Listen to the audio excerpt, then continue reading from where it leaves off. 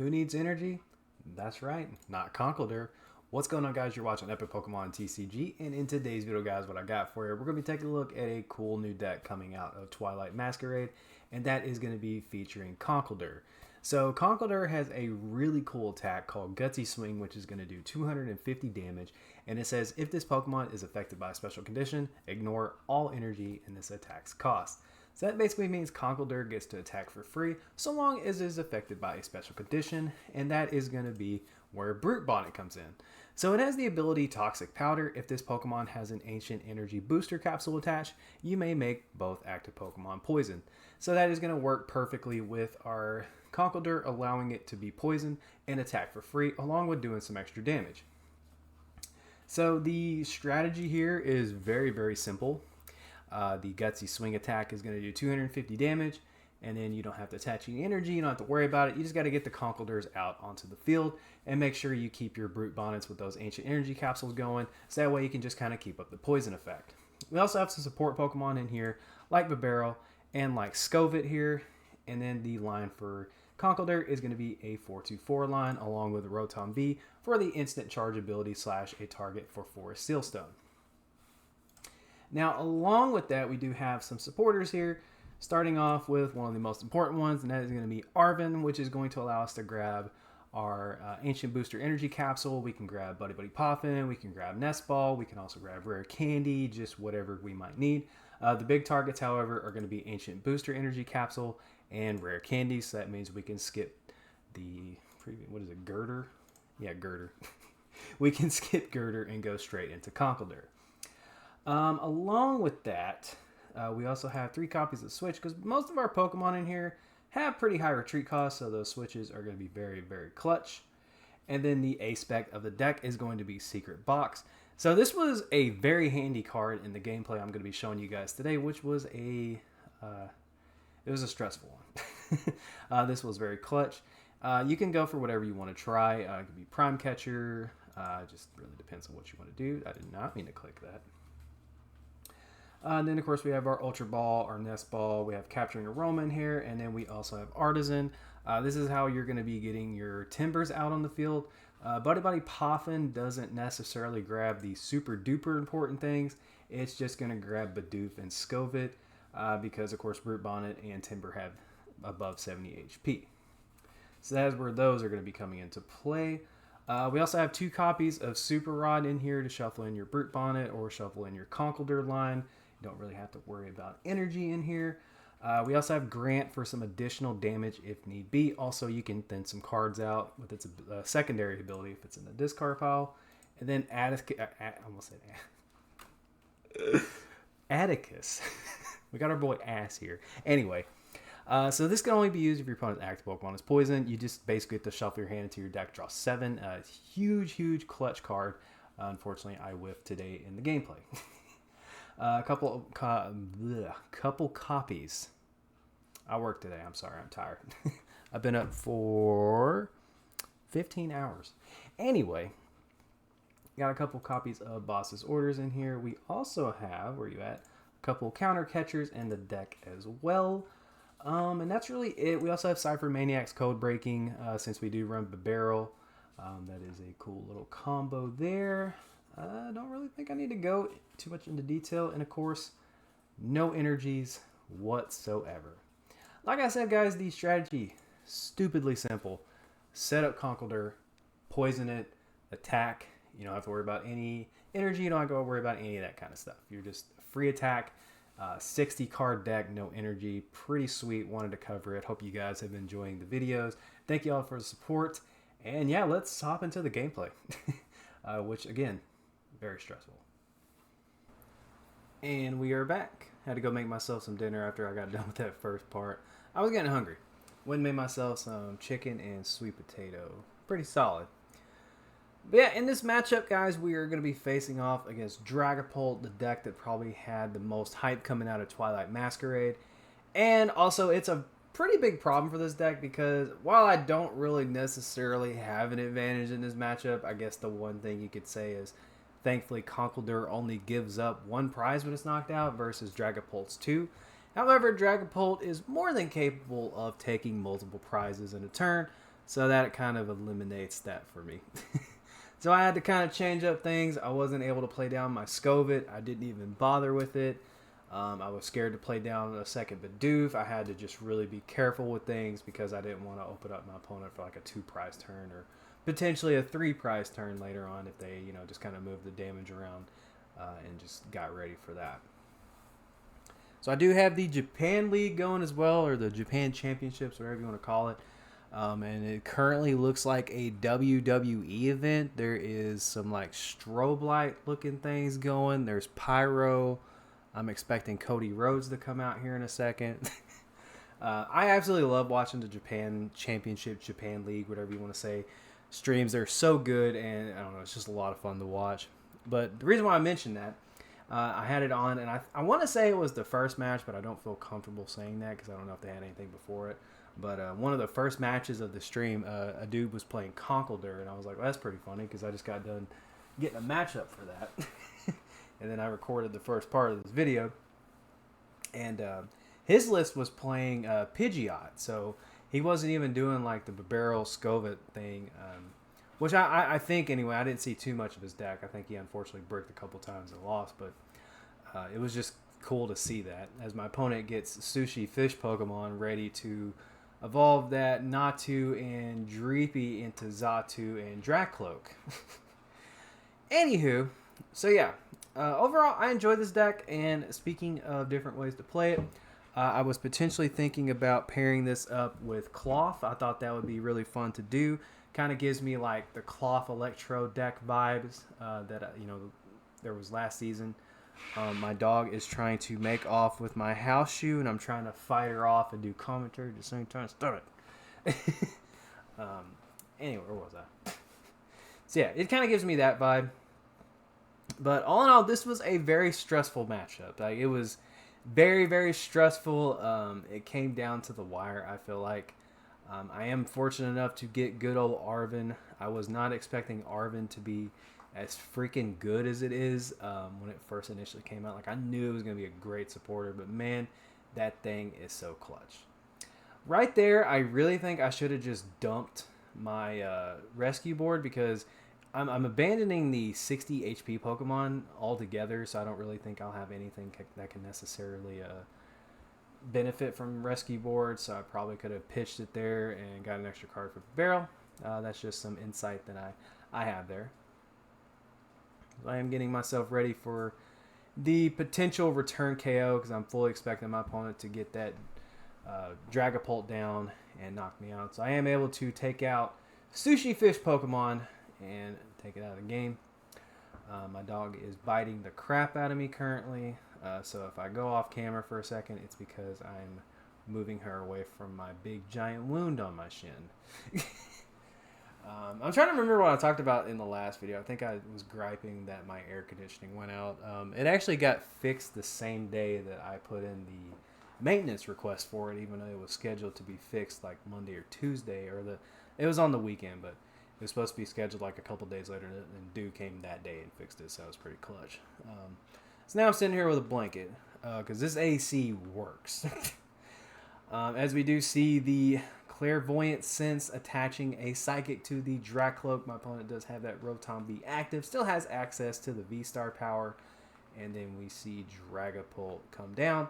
And Dragapult is pretty much just the V-Max. It just does more damage. Like, they're the same card, it's just Dragapult EX has more HP and does more damage. But I am very happy to see my opponent discard the de-evolution tool. That would have been stupidly annoying. But we do see Lumineon, so I'm kind of liking seeing this. I see Rotom V, I see Lumineon, so there's 4 prizes right there. If I'm able to take out a Dragapult, that means that, I have just kind of the prize layout is in my favor. But my opponent does get the turn 2 Dragapult, which is pretty solid, using a golden switch. I said discarding, excuse me. Using a golden switch to bring up that full art Dragapult. And now they are just going to be kind of distributing some damage around here. And now it is up to me to try to get something going here. because I'm stuck with Gurdurr, Hisuian Heavy Ball, and that rescue board that I, for some reason, still have. So that's always fun. As my dog takes my house shoe again. She is annoying. All right, so I do draw a nest ball here. I'm going to grab myself a Timburr. And now I'm like, all right, I need to get this out of my hand. Let's go ahead and burn that Hisuian Heavy Ball. Just kind of take a look at our prizes. Forest Seal, unfortunately, in there. So that way I can't do any Rotom shenanigans if I do draw into that. But I do draw into Secret Box. So here is where I start stalling a little bit because I'm trying to think of how I'm going to do this. So I'm looking at my discard and I'm like, okay, I can grab Atticus. I can grab... Hang on a second. Sorry, she is full on attacking me at this point. So I'm like, all right, I can grab Atticus. I can grab a Ancient Capsule. And I can probably get myself a second Brute Bonnet down and gun for some crazy, just wacky play. So I'm like, all right, let's go for it. So here I go ahead and I shuffle in Conkeldurr and Timburr. I don't really want to shuffle in Bidoof and Skwovet because, like I said, that is just free prizes for my opponent with one Phantom die. So here we go. Now I'm trying to put my thinking cap on. And I don't even know if this was like the right move, but I just decided to say screw it and go for it.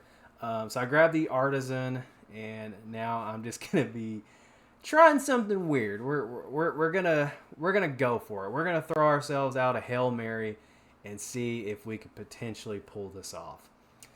So like this stupid play is taking a lot of thinking power here for me because I'm like.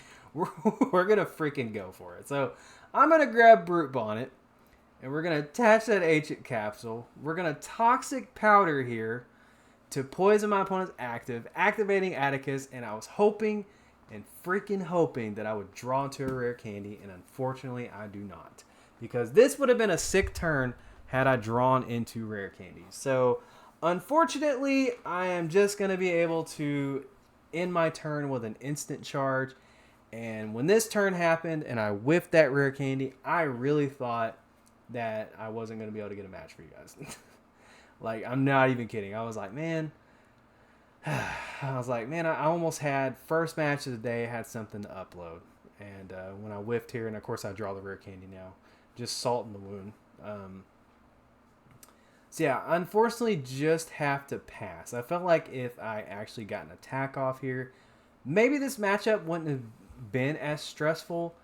I feel like maybe I would have had like a slightly better chance of closing this out sooner, just because, I'm able to damage that Dragapult and not give my opponent 2 turns to just kind of set their board up. That and they would have, I don't know. Well, we're talking about ifs and things like that. Let's talk about the absolute. My opponent is going off here and just damage counters are going everywhere. I have a giant hand of stuff that I can't use yet. That would have been awesome to have last turn, but I drew it too late. Conkeldurr has a beautiful, beautiful beard, and yeah, it's just my dog's biting me. You are a freaking psychopath. You know that? You know that? You are a psychopath. You're ruining the commentary. Don't bite me. What the heck? All right. See what I'm dealing with? Anywho. All right, here. I'll put you down. Anywho, so yeah. That whiff was pretty crucial. And I felt like I lost my gameplay. I felt like I lost my hope. I felt like it wasn't going to happen. Oh, you know what? I think like I just kind of put my head down when my opponent was taking forever, and I just like looked up and I was like, oh, maybe they lagged out, but they ended up taking their prize. All right, so we were candy into Conkeldurr. We were gonna play our Timburr down here, and I was going to Iono them, but they have 4 cards in their hand anyway, so I just decided to Toxic Powder.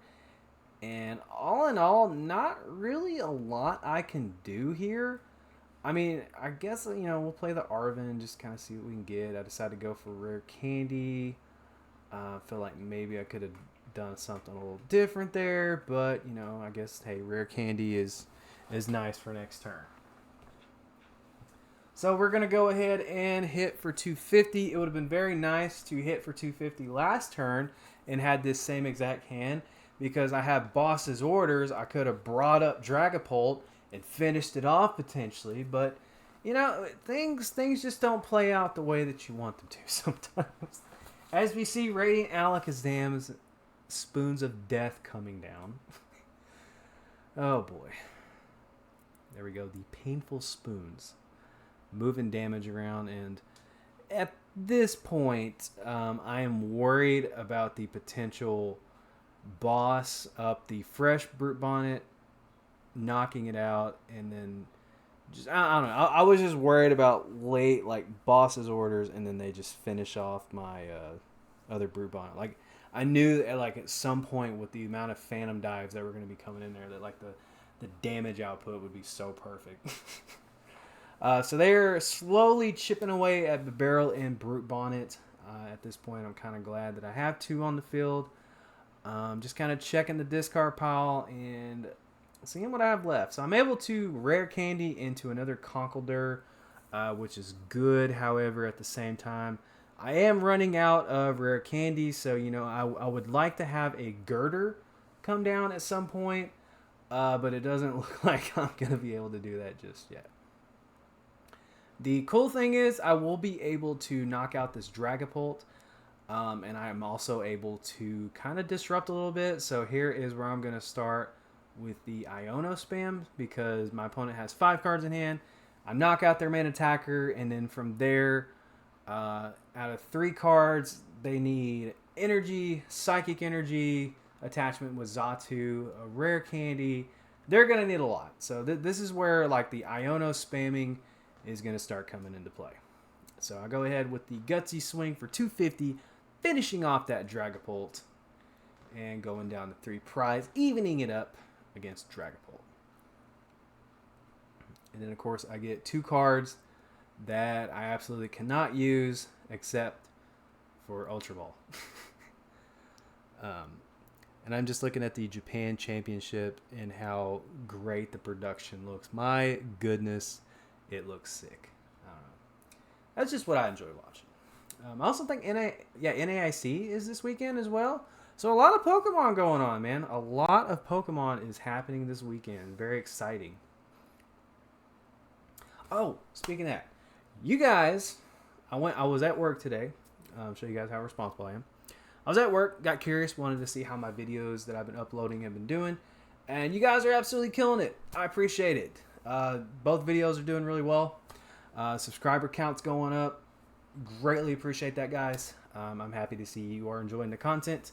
It is nice to be back. It is very nice again. I can never express this enough, that it is nice to have an office to where I have a space that is separate from my relaxation space, to just come in here. I come in here when I want to play games or when I want to work on content or just whatever. It is just kind of nice to where I feel like my my relaxation space, and then I guess my workspace. I'll get paid for this, but you guys get what I'm saying. It's nice that those are separated. I got my PC set up here, and then I got a TV over here, and so I'll have something kind of just playing on the side here. I'll sit here and play some Pokemon, might game a little bit, take it easy.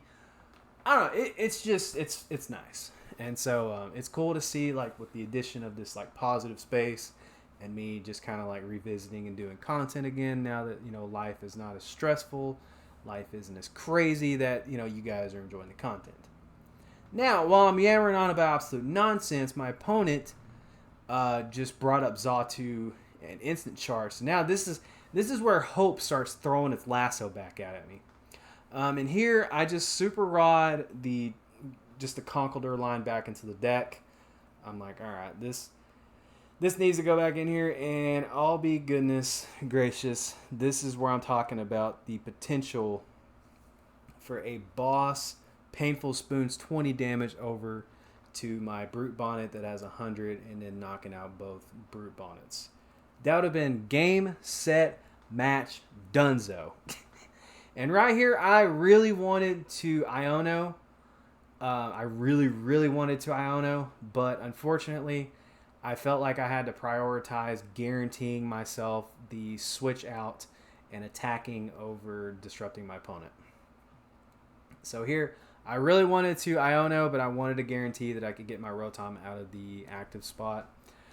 So we're going to risk it. We're going to hope that they don't just absolutely have the God hand of hands. And we're just going to go ahead and save that Iono for next turn. And here I can go down to 2 prize cards. And so this is where things are going to be getting a little interesting. So we do see Rotom and we do see Lumineon, both of which are Pokemon I can knock out. And we know that old Dylan still has some boss's orders in the deck. And of course, I get Gurdurr. I remember that prize very well. We get the stupid Gurdurr.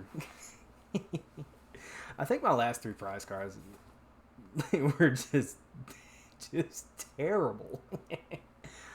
But my opponent has 8 cards in hand. And at this point, I'm like, man. I'm expecting Prime Catcher, Counter Catcher, Boss. Like, I am like sitting here crossing my fingers, sweating, just hoping that my opponent doesn't bring up that fresh Brute Bonnet, Painful Spoons 20 damage over and just wipe both of them off. Because that's going to be it. Like, I lose at that point. Like, there is no getting out of that. But we do see Arven coming down, so that eliminates Boss. We see the Fire Energy. My opponent did grab the rare candy, so we know that Dragapult should be coming here. And we see the Painful Spoons ability coming in. So my opponent will be able to move some damage over. Slowly going to be picking off this Brute Bonnet. And yeah, it's looking pretty dicey here, guys. I want to move my cursor to see where I am in the gameplay footage because I don't remember, but I don't want to mess up the screen. This is totally a professional YouTube channel. I totally don't just turn these on and wing it. Yeah, I think this is actually like the end of the match. I think my opponent's just kind of sitting here looking at the writing on the wall. We see the Scoop Up Cyclone coming up. We see the Radiant Alakazam coming into play. And yeah, man, I mean, Conkeldurr able to pull off a victory. Gonna spoil it. Pull off a victory against Dragapult. I think this is the turn where my opponent concedes, or it'll be next turn. We're getting there. There's the instant charge for 11. So yeah, I'm gonna be going down to 1 prize card. It's draw another Conkeldurr, and I mean, it's pretty obvious what I do here. I mean, it is very, very obvious what I should do here. Just Iono brings them down to 3 cards. I go down to 1 prize. So yeah, it's looking like a victory, unless something crazy happens. There's the boss's orders. We're good to go. Like, we're fine. We're gonna adjust race and sizers just to build the hand up a little bit. I probably should have Ultra Balled here and gotten rid of the rare candy and the Bibarel. But I'm just so excited and giddy to go down to 1 prize card that I knock out Radiant Alakazam. And yeah. So I don't know. This was just a fun match. It was very stressful, very back and forth. And it just kind of shows that, hey, Conkeldurr is a deck that can get it done when it needs to.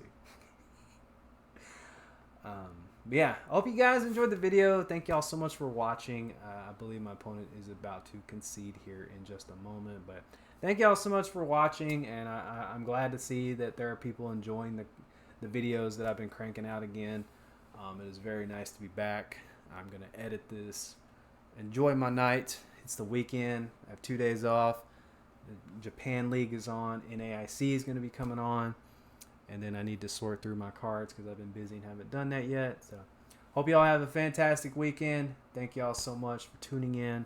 This has been Epic Pokemon TCG. Conkeldurr gets it done. 1200 damage. Let's go. Don't forget to like, follow, and obey.